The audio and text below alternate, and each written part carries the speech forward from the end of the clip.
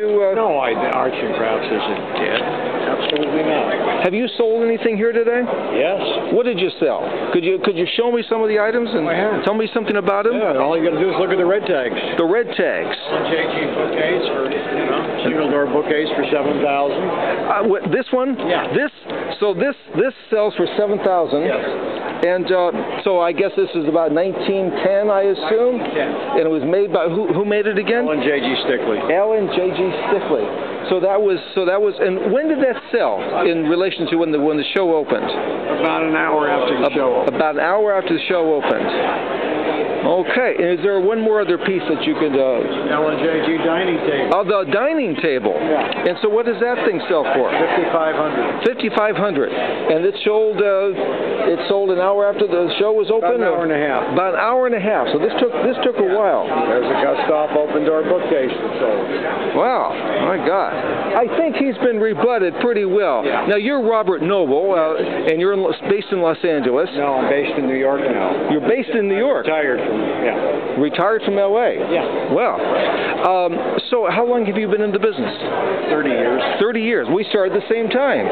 That's the last year of the Jimmy Carter presidency, when the hostages were still there. Yeah. And so what interested you so much in the arts and crafts world for you to have devoted your life? The architecture, the design, the whole period is very appealing. I mean, it goes back to a different time, a gentler time, where there was, I think more time, more care was taken in what was made. Well, outside of Stickley, who would you say would be the second person that would be the major figure in arts and crafts furniture? Well, you got to realize there were 5 Stickleys. Well, let's get all the Stickleys out of there. Besides Charles Lindbergh certainly was one. There were a number of Americans that were involved that had smaller companies. There was a company out of Cincinnati, Ohio, Shop of the Crafters, which was a man by the name of Oscar Anken. The guy in upstate New York, the Roycroft did some amazing stuff. So yeah, it was,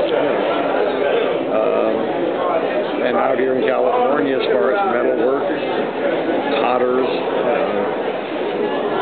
all of the decorative arts pretty much were summed up during that period. Now, of course, they pertain to that period, but they were, So, I mean, is it fair to say that modern, Deco, Art Nouveau, that all these things grew out of arts and crafts? I don't know that they grew out of, but they certainly,